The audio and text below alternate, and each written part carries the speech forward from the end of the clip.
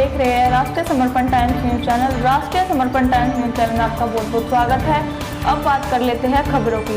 दरअसल खबर देश की बेटी मनीषा के हुए गैंगरेप से संबंधित है।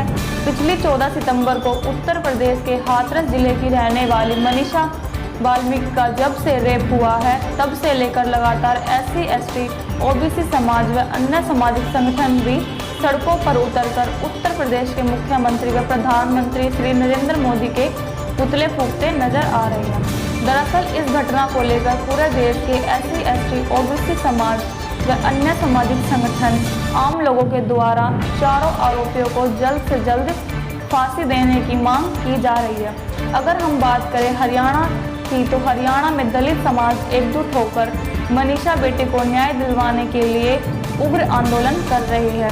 इस घटना को लेकर पूरे देश के दलित समाज उत्तर प्रदेश प्रशासन पर भी तानाशाही करने के गंभीर आरोप लगा रहे हैं। वहीं अगर हम बात करें हरियाणा के बहादुरगढ़ की, यहां पर लगातार सड़कों पर उतरकर यूपी सरकार के विरोध व चारों आरोपियों को फांसी देने की मांग को लेकर कैंडल मार्च व पुतला फूंक रहे हैं। इसी कड़ी में आपको बता दें, कल बहादुरगढ़ के शिव चौक पर दलित समाज एकजुट हुआ और शिव चौक से बाग वाले मोहल्ले से होते हुए मैन बाजार के रास्ते बहादुरगढ़ के लाल चौक पर बीजेपी सरकार मुर्दाबाद के नारे व योगी आदित्यनाथ के मुर्दाबाद के नारे लगाते हुए पहुंचे।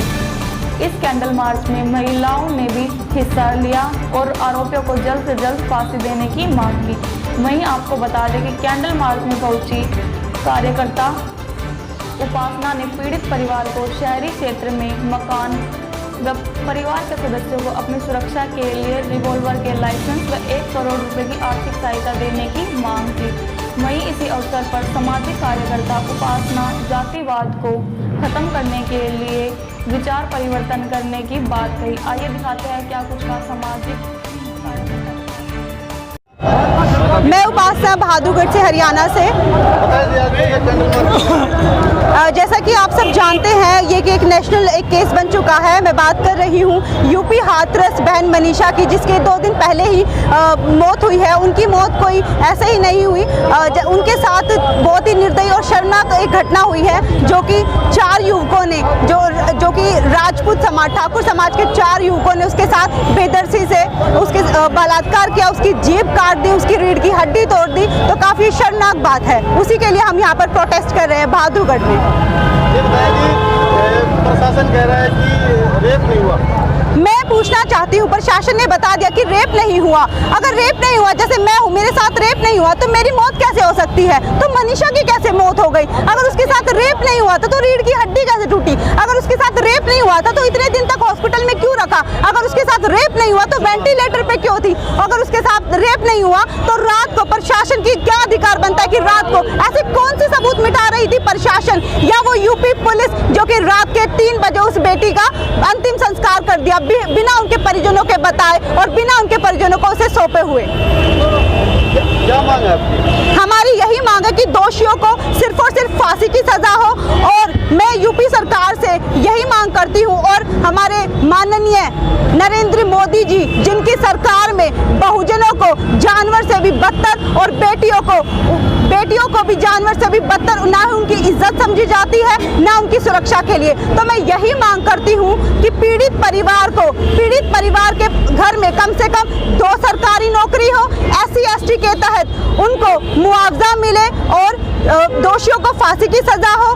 कम से कम घर में 5 लाइसेंस उनको जारी किए जाने चाहिए। आवासीय योजना के द्वारा उनको उस ग्रामीण क्षेत्र से निकालकर किसी भी शहर में रहने की अनुमति दी जाए, उनको आवास दिया जाए, और कम से कम बहन को 1 करोड़ रुपए का मुआवजा दिया जाए, ताकि उनका पीड़ित परिवार आगे जी सके। क्योंकि वहां पर बहुजन समाज के केवल 5 ही घर है, तो उन बहुजन समाज के 5 घरों को ठाकुर समाज के, जिन्होंने उनके साथ शर्मनाक घटना के, उनसे बहुत ही ज्यादा खतरा है। तो मैं लास्ट में यही कहना चाहूंगी कि उनको आवासीय योजना के द्वारा किसी भी शहर में उनको आवास के लिए कोई घर मुहैया करवाया जाए। आखिरी सवाल है कि ये बताएं कि ये जो शोषण होता है ये दलित समाज पर ही क्यों होता है, क्या कारण है? एक ही है, जिस प्रकार हम सभी जानते हैं कि बहुजन समाज की बहन बेटियों को ही ज्यादा टारगेट किया जाता है, उसका एक ही कारण है जाति व्यवस्था, और उसका एक ही समाधान है,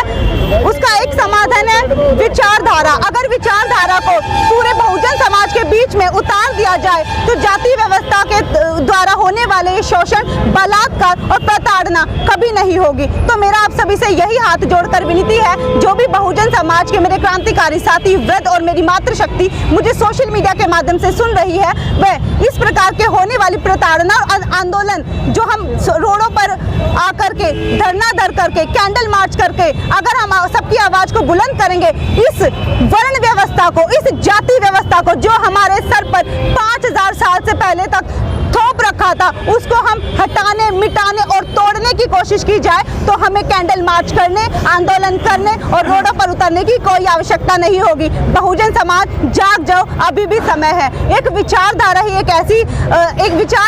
एक ऐसी चीज है जिसके द्वारा हम जाति व्यवस्था को तोड़ सकते हैं और बहुजन समाज की एकता को बुलंद कर सकते हैं। जय भीम, जय भारत, जय संविधान। भादुड़ शहर के अंदर हमारे वाल्मीकि समाज की बहन मनीषा के हत्या हो गई है और वह यूपी शहर से है और वो हाथरस का हादसा है और वो फुलेडी गांव है हाथरस में, वहाँ की रहने वाली है। समाज ने भादुड़ शहर के अंदर पूरा रोष प्रकट किया है और बहन की आत्मा की शांति के लिए कैंडल मार्च निकाला है। और मैं सरकार से अपील करता हूँ, यूपी सरकार से, योगी नाका दीदी से जो यूपी के मुख्यमंत्री हैं, उनसे अपील करता हूँ कि उन दोषियों को कड़ी से कड़ी सजा मिले और ऐसी सजा मिले कि उनकी रूह भी कांप उठे।